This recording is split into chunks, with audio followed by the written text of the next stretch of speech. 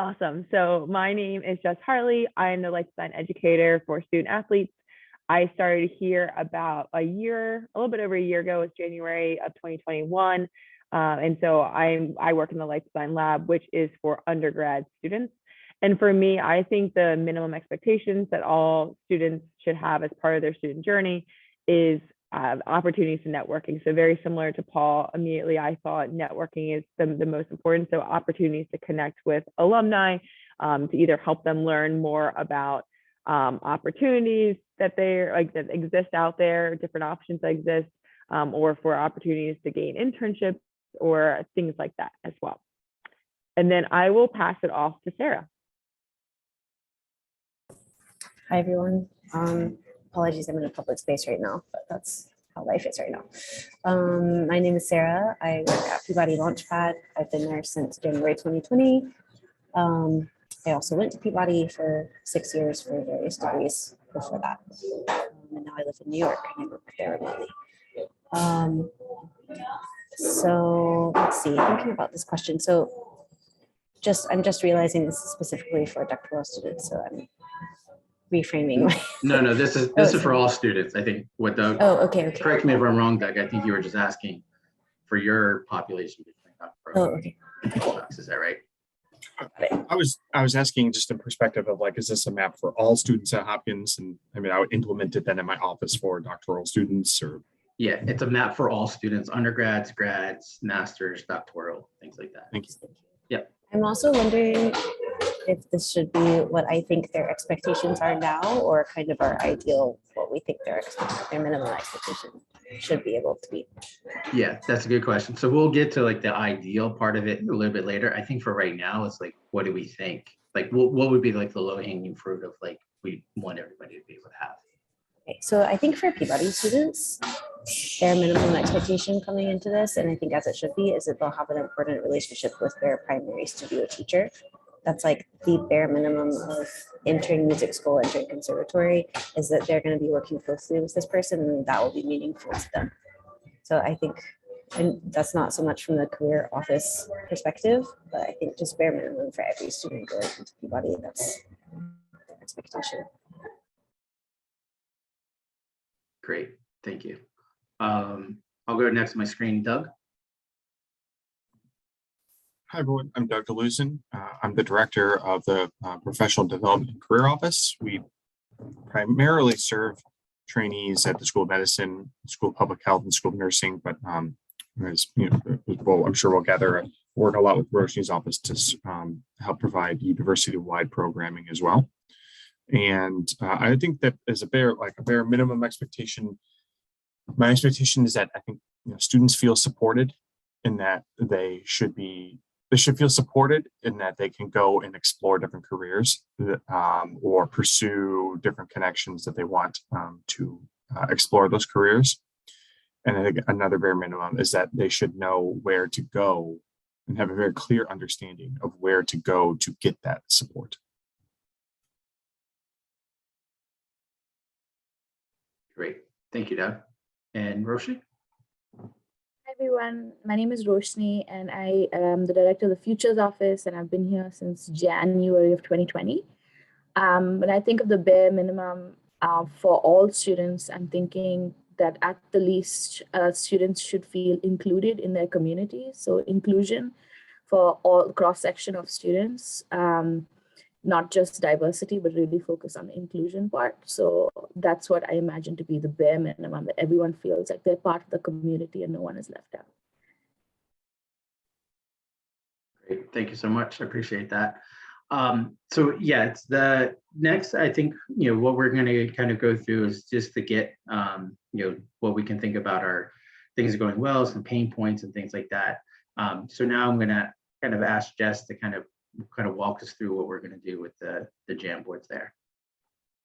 Awesome. So I just dropped in the chat the Jamboard, and just by like a show of hands, how many people have used Jamboard before? Okay, awesome. Good to know. It's just good to see. So I'm going to share my screen. So Jamboard is a pretty easier technique to use For up here, we have kind of questions that we are asking. So what has been working well and preparing students for their post-graduation plans? And so with this question, we really want you to think from your aspect of what are things that you've been doing that have been really successful, and that you feel like you're like those continue things that you want to continue to do from year on, year out. So right here, there are sticky notes. So you can see it's right underneath the select thing. You go to sticky note. And so we're going to have Sarah, you're going to be yellow sticky notes. Doug, you are going to be green sticky notes. And Roshni, you're going to be blue sticky notes. And this is just so that we know from an aspect of the different schools, kind of what are the different things that you're putting down, understanding that we're looking at students from undergrad up to doctoral. So it's we wanted to see if there's any differences or what the similarities are amongst us. We aren't going to pull out anything. We're not trying to pull out like, oh yay, like Roshni's doing this, like that's really like, or she's not doing this. Like we're not trying to do that at all. We're really just trying to understand the differences from a standpoint of where the students are at in their journey. But once you click on that sticky note, you can kind of type in whatever you're thinking is working well. So maybe networking events is something that you're working well, and then you can hit save and it automatically populates it on the screen. And it has another sticky note in the background. So you can just kind of keep writing everything that you think is working well. So employer relations maybe, and you can just keep going and saying handshake. I'm just making things up. So it automatically puts them on there. And I know that it starts to cover up the words, but I will be in the background kind of moving them around so that you all are spaced out. You're not on top of each other. So your goal is just to write as many things as you can think of that are really working well, that you feel like has been kind of really successful in their career kind of post-graduation plans, whether it's continue on to education, et cetera, et cetera. Are there any questions before we get going? I'm just deleting out my 3. And so we're going to do this for 2 minutes. Paul, is that correct? Yes. So we'll set a timer for 2 minutes, and then you all are able to put them up as many as you can possibly think of. All right, go ahead.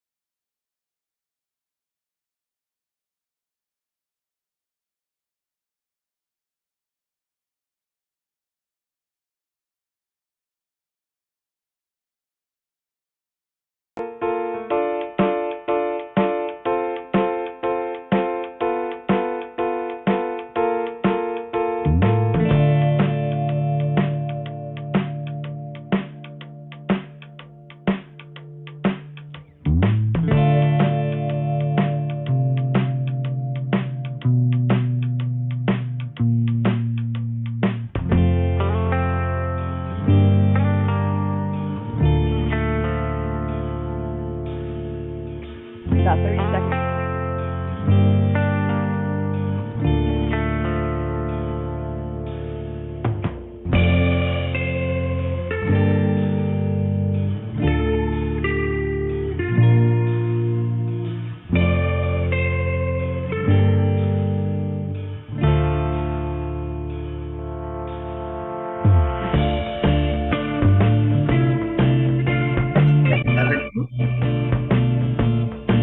If you have any more you want to add in there, please do.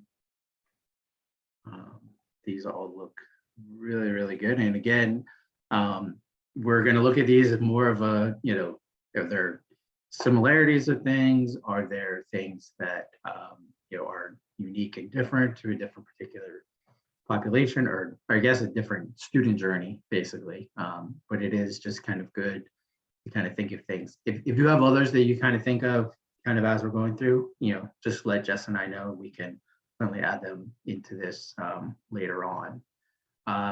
So I think now we want to go to the next one. It's going to be the same thing, same sticky notes. But we're gonna, now kind of want to know a question of what are the things you think of or could identify that are not working well, and what are the things that you can think are, either maybe areas of opportunity, or maybe even areas too where there's more, work that could get done. And think about it in the sense of too that there might be a future state, but where you kind of at right now. So can I go to the next one, Jess? Yes, and so at the top of the screen, you just will, if there's a 1 out of The frame, 11, you're just yep. gonna go to the next frame is where you're gonna do that. So what has not been working well, and again, just these are kind of those stops. So those are the things that you either tried and you're like, okay, that was a fail, like I can't do this anymore. Or those things that you're like, oh, okay, it wasn't the most successful, probably isn't worth the time and effort that we put into it that we did. So again, 2 minutes for this, and Paul will have the timer.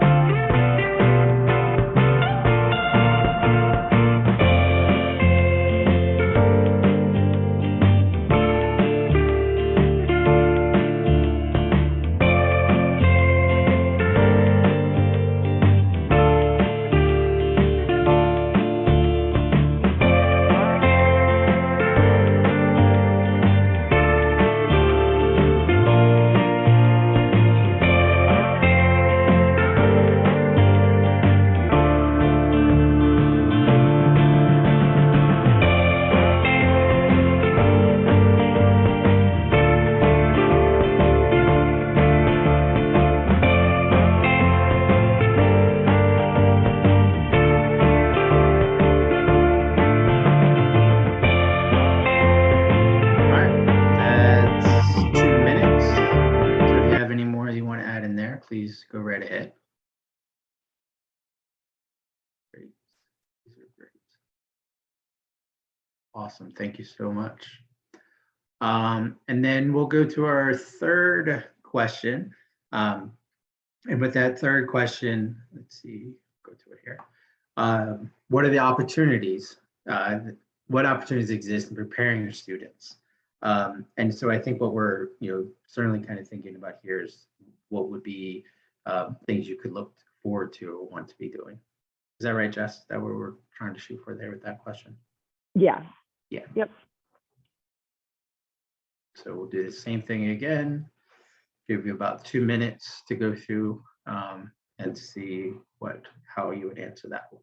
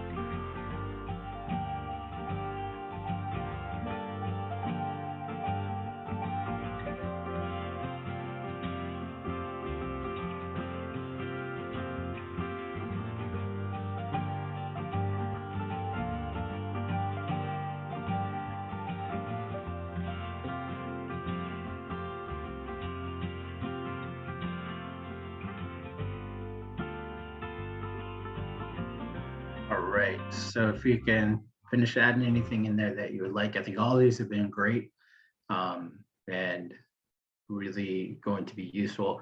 I do think we have a couple minutes maybe to go back and just kind of, look at, I know everybody's kind of busy putting things kind of in here and just to kind of, go through and look at everyone's collective kind of things that they have there. So I think Jess can share her screen and kind of go back through and we can start on the first one of things that are kind of working well.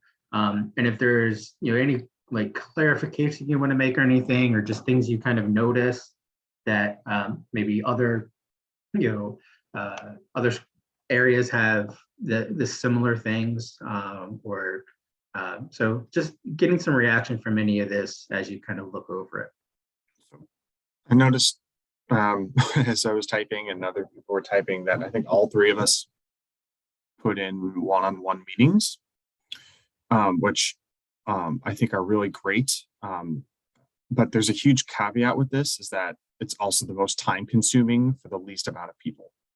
And all of us in these offices are probably very well aware of this challenge is like this is extremely personal. It's most trainees I've interacted with and my staff that I've interacted with have had really great success in being able to get through or accomplish whatever it is in those meetings, but it's a half hour, it's an hour out of the day. And our trainee population is like 3,000 or something like that we serve. And I know that it's very similar for the other schools and offices. So it's just not sustainable in that fashion. So it's kind of a double-edged sword.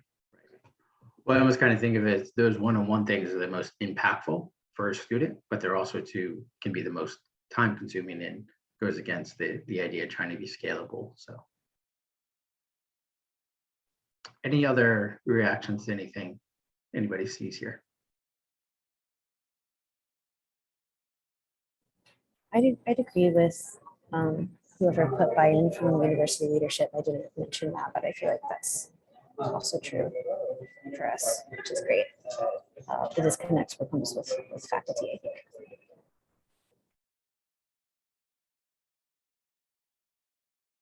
Yeah, so that idea of not only leadership is strongly behind it and can support it, but that they have influence over the faculty within the school to encourage them to really have this be something that students engage with and interact with.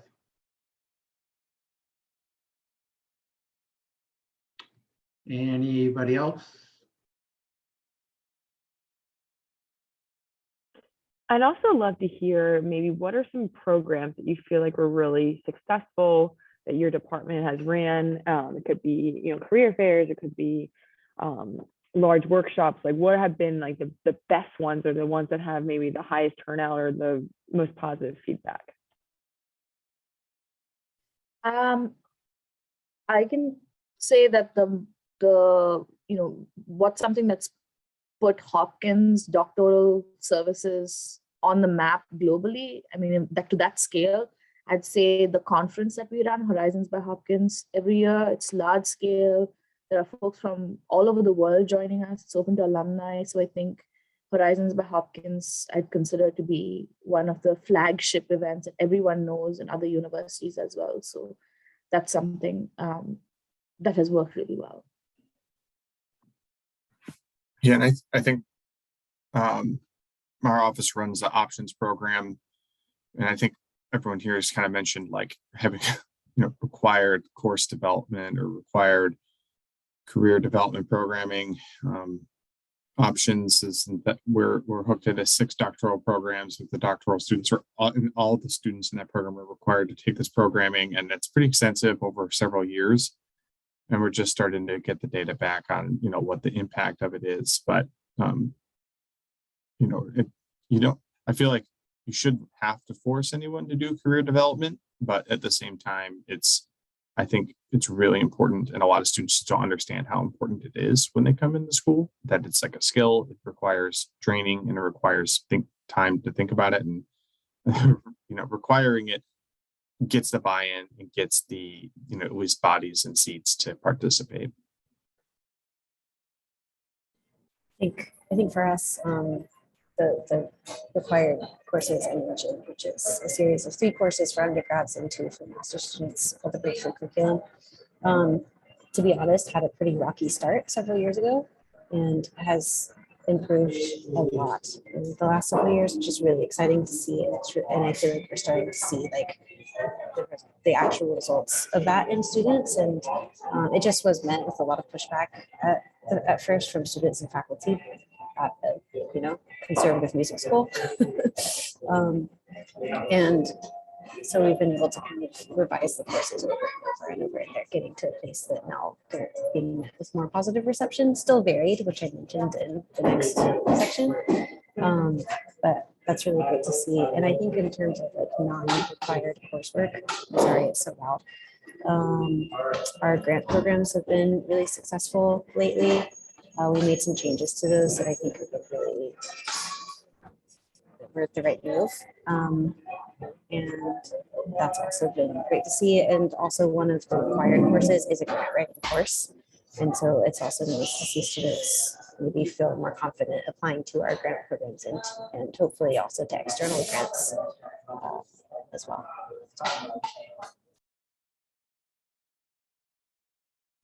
This is great. Thank you. I always kind of think for Sarah, for what Doug and Sarah said, and I think this probably go for all of us, it's almost like you have to have patience with some of these things in terms of like they might be rocky at the start, or there might not be the thinking to like how important this is, but it's when you look back on it, or somebody can kind of go through it, they can reflect back to say, yeah, that was useful or something to do. So okay, what about the next one?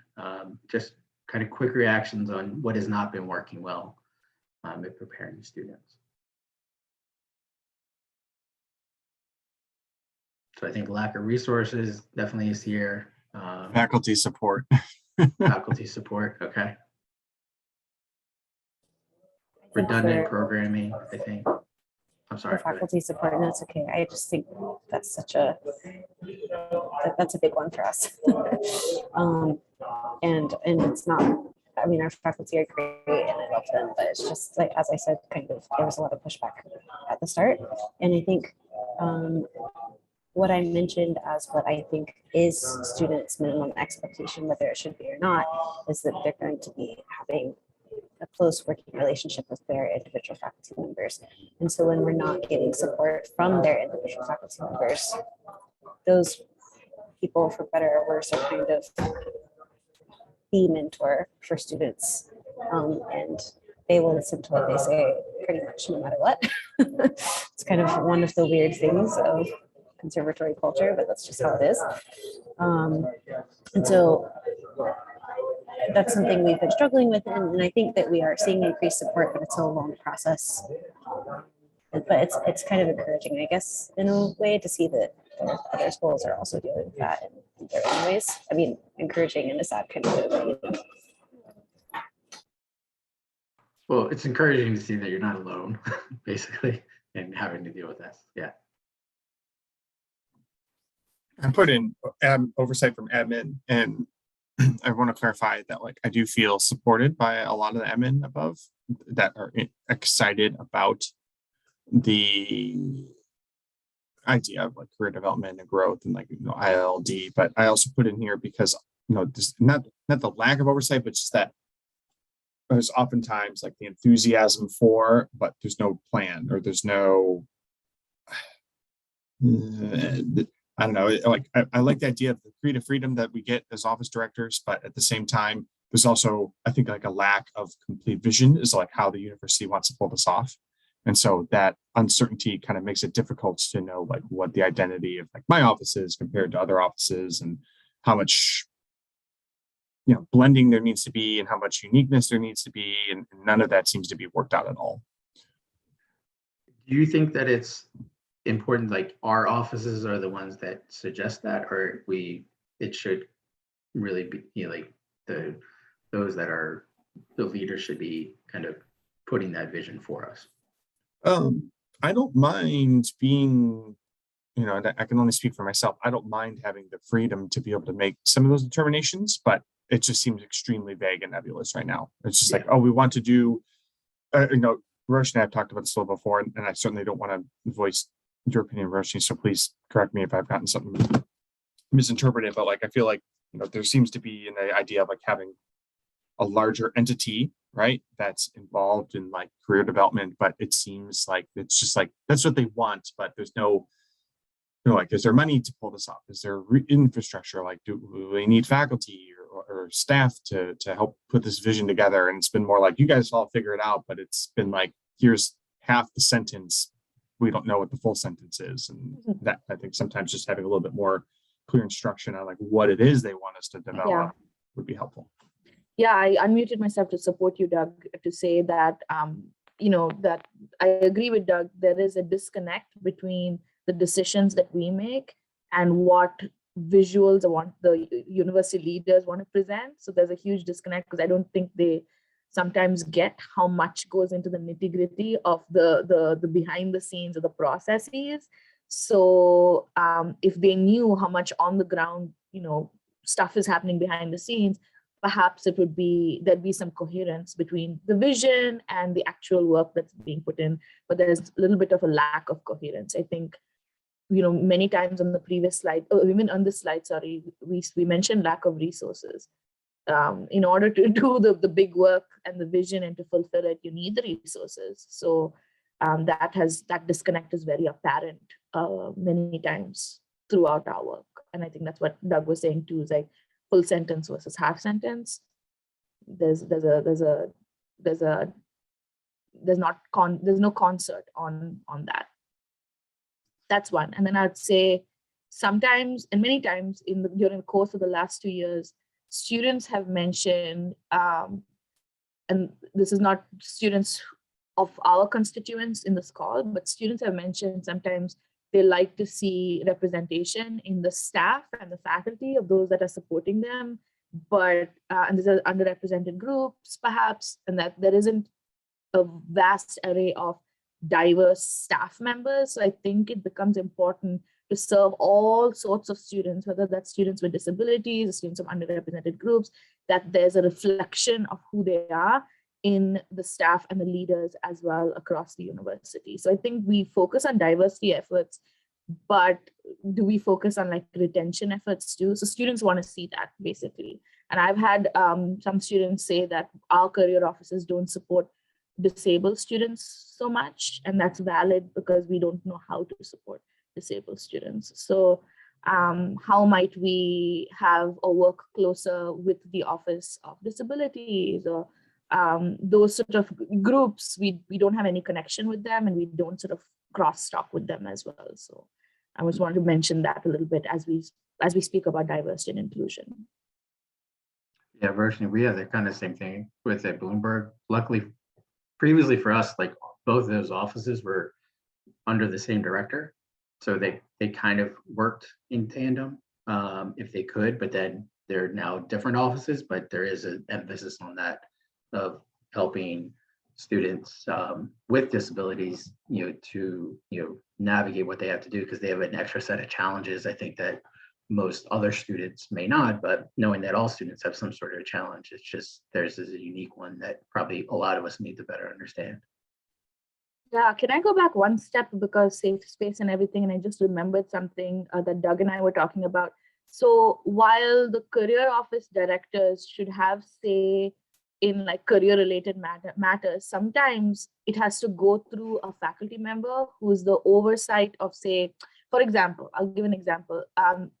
Johns Hopkins University has had a long-standing relationship with the National Postdoctoral Association. It's a national association, and if you spend about $2,000, you get membership, and our students can go, our postdocs can go to any events, can go to their conference for free. There's a lot of accessibility to resources through that organization. But the head of like the postdocs of Hopkins, who's a faculty member, has decided that that's no longer necessary. So they're not renewing the membership, for example. I think those kinds of decisions should lie with career offices to assess whether that's important or not. So sometimes there are barriers to us making informed decisions because faculty members may have, or the deans or the vice deans may have the power to make those decisions. So I think there's, again, we need clarity on what decisions we can make and what decisions we can. And then suppose it's $2,000 or something like that for a yearly membership, there should be funding available to be able to do that as well in order to increase that accessibility to resources and let students break free from the walls of just Hopkins and expand their horizons to, you know, other organizations that can potentially have the ability to help them. So yeah, I just want to go back to what Doug and I was saying is, where does the decision tree sort of stop and expand and lie with us versus, again, that buy-in from faculty members who are quite disconnected, or leaders who are quite disconnected from the work that we do. Great, thank you for sharing that. I appreciate that, Roshni. So I want to know that we have plenty of time to kind of get to kind of everything. So if there's not any kind of burning things about the third slide and getting reactions to it, I do want to kind of move on to talk a little bit about, you know, time, or I hate the word, we're trying not to use the word timeline, but it's the only word I can think to kind of use with this. But we want to be aware of, you know, the fact that we are trying to think about this in terms of the student journey, and there's different kind of touch points and things like that. So is there any reactions quickly to this before we jump on to the next thing?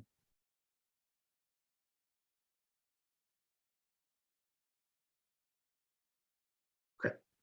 Well, again, if something kind of comes up, we can certainly do that.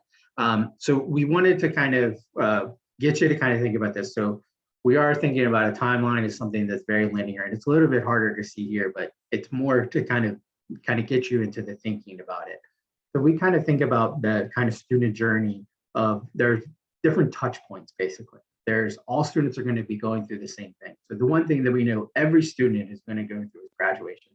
So wherever they start, however long it takes them, whatever degree program they're doing, either it's a quick degree program or one that's going to take longer, we know that there's an endpoint, basically, of graduation. And then we know that there are going to be touch points beyond that, but we're really just trying to be focused on going backwards from graduation to maybe a time before they start. So what we want you to kind of think about is, like, what are the things that happen before somebody starts a program? So from like pre-JHU to orientation. So what do you think are the most impactful things currently that you are doing within your areas to be touch points of the student journey pre-JHU up into like an orientation at the beginning of the program?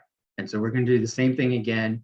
You could put things into write quick thoughts in your sticky notes, but again, try to think to yourself, okay, with what we're currently doing, what do we think are the important touch points that we are having with students? Now, I will say with this, if you don't have anything, that's fine, because it's not to be say that you should have been doing something or haven't been doing something, but it's to think to yourself, when are the first times that we are really kind of engaging with students, and are they things that we're doing as part of our areas orientation activities? Is it part of things that we're doing before students start here? So if you can start to kind of think about that, we'll just take a little bit of time to kind of go through and think about what you can add to the Jamboard there.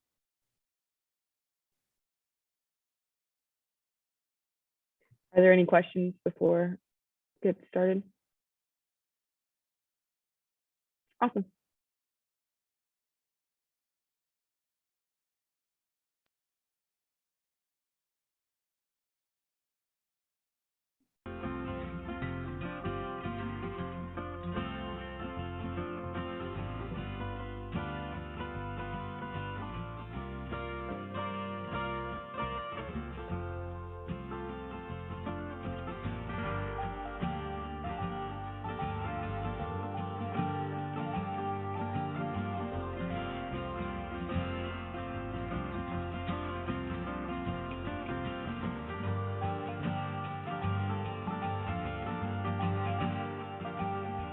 You can include orientation.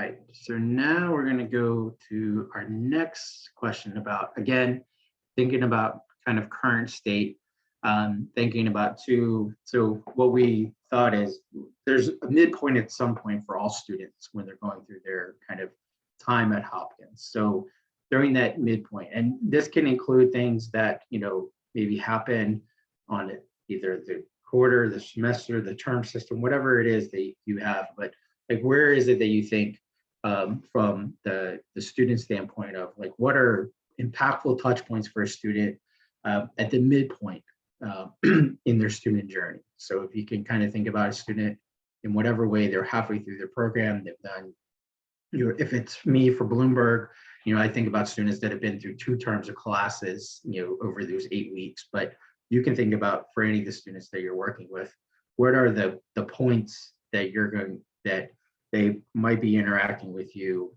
or they have been interacting with you, and what are the things that have been going on then? And we'll take about 2 minutes to think about this one too. Perfect.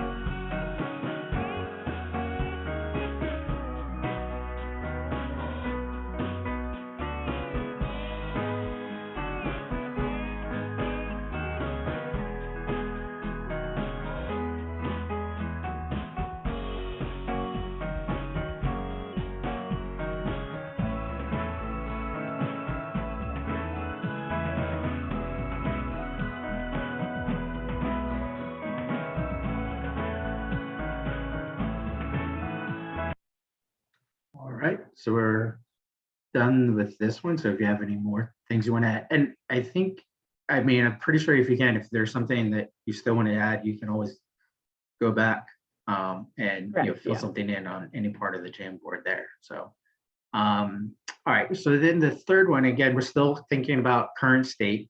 What do you think are, let's see, from midpoint to graduation? So think about, again, from students halfway through their journey with us, they're getting ready for graduation, they're getting kind of preparing themselves either through the job search process, they're doing interviews, at least from the career side of stuff. But just kind of what do we think are the important things that students need to be doing in your areas as things that they are doing to prepare for graduation, or up to that point of when they are going to be leaving us and transitioning from being a student to an alum of the school. So we'll do about 2 minutes there to talk about that, or put notes in there for that.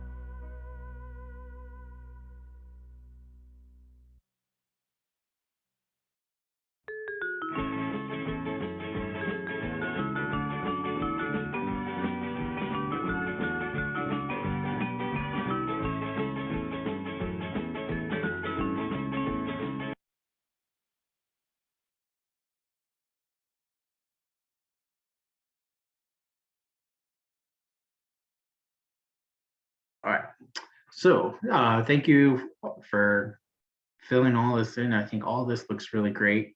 And so now we want to kind of think about, what would we want to be doing? Or if the idea of like the dream big, or one of the ways that I'd always thought about this is, this idea, if there's no limitations of what you could do, what would you want kind of an ideal state to look like? So we're going to ask you the same questions, but now we want you to kind of think about it in terms of future state.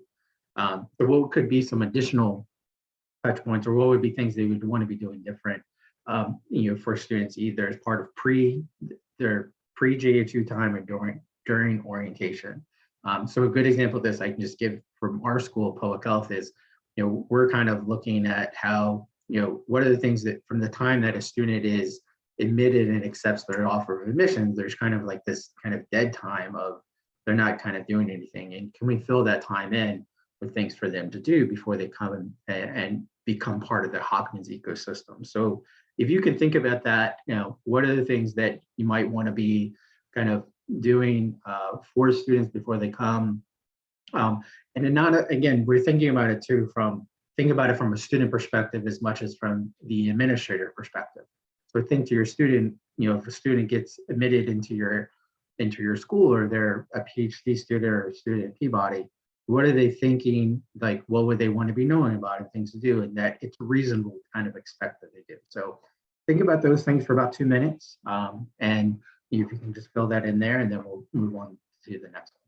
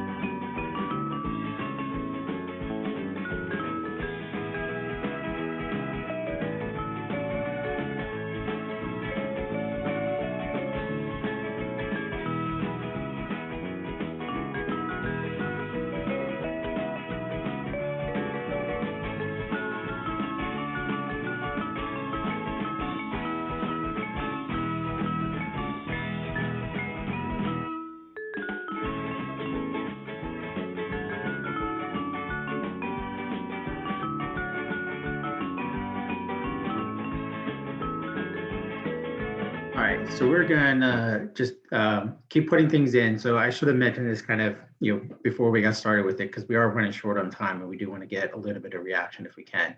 So these next two that we're gonna have you quickly answer or go through, it's the same questions, but it's more of the future state of what you would like to kind of see. So we're gonna ask you now to kind of be thinking about the from orientation to midpoint type of things that you think a student should have. So you can start thinking about that one. Maybe give you a little bit, less time, give you about a minute or so if you can, or if you need more time, by all means kind of do that. But we do want to spend a couple minutes if we can, reaction time before we wrap up at 10. So think about right now the things that you can think are good from orientation to midpoint. No problem, Sarah.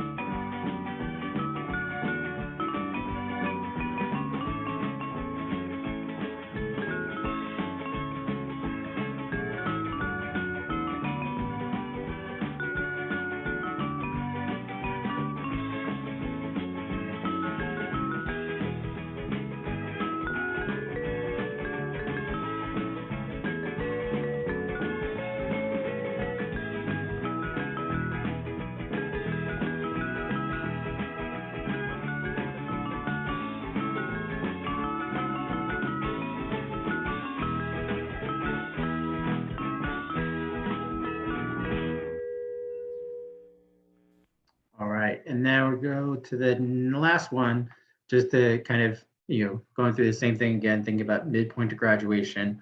What would you want a future state thing to look like for students in your area that you think would be important for them to be? What would be the important touch points that they are doing or that you would like to see improved upon that they're not doing enough of right now? So we'll take about a minute to do this one as well.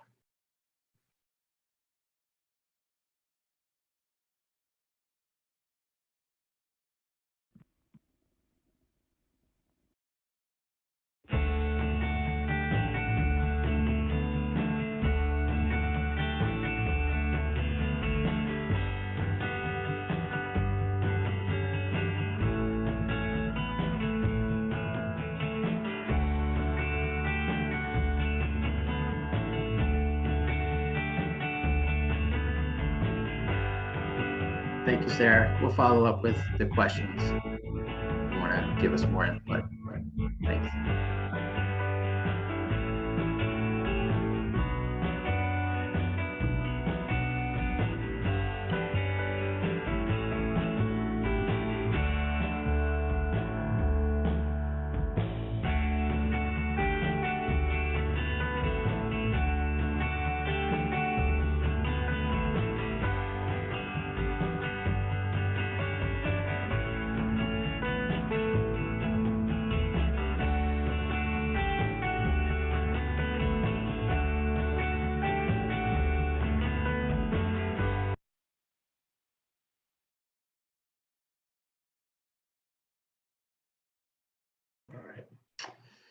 All right. So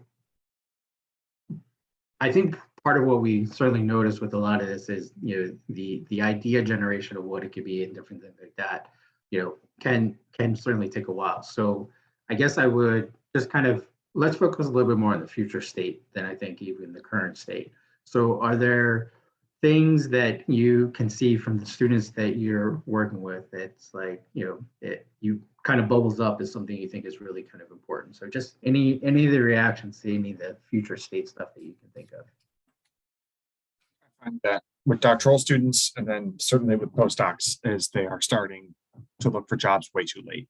That all of them are like, oh, I'm defending in a month, I need to find a job. And it's just, I feel like even 2 years out, you should be, not necessarily interviewing for jobs, but really thinking about that timeline more specifically. And I know that with doctoral students, it's a little bit more nebulous because it's not necessarily, I have a set date already. It's like, when your committee approves, and so it's a little bit more vague, but just understanding certain benchmarks, maybe like 4 months before your dissertation defense to start applying for jobs and stuff. Because it just takes, especially with like government jobs, I have several trainees that are like, my postdoc ends, I've met with several now that have said like, my postdoc ends in 2 months and I would like to work at this particular job in the government. It's like, well, sometimes you can apply to USA jobs and you don't hear back for 5 months. So I think those timelines, there needs to be more awareness about that.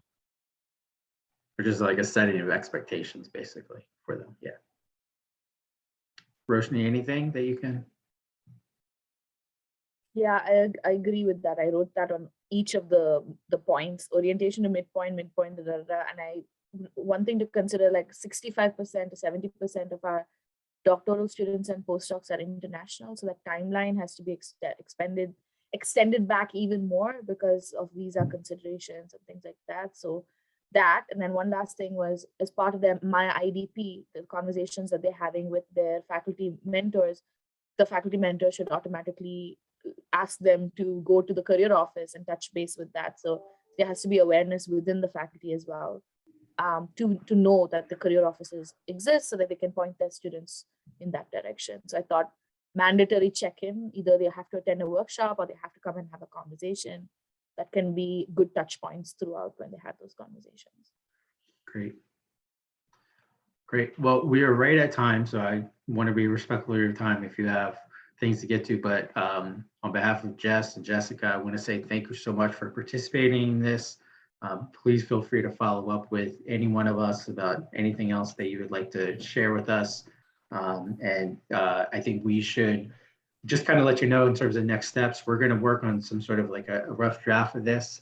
We would love to get feedback and use anybody that participates in these focus groups as sounding boards. Next week, we are doing the student focus groups. So we're hoping to get good feedback from students as well. So Jess, anything I missed or to kind of add to that? No, I think just again, thank you so much. And yeah, we do want your feedback. So if you have anything else or you feel like, we know that there's a lot of time that you were writing things down on the Jamboard, but if you felt like you couldn't get anything else that you wanted to say, you can always schedule a one-on-one meeting with me, Paul, or Jessica. Thank you guys for doing the work and then Yeah. running it so smoothly and organizing it so amazingly. So you're both Yeah. doing an amazing job.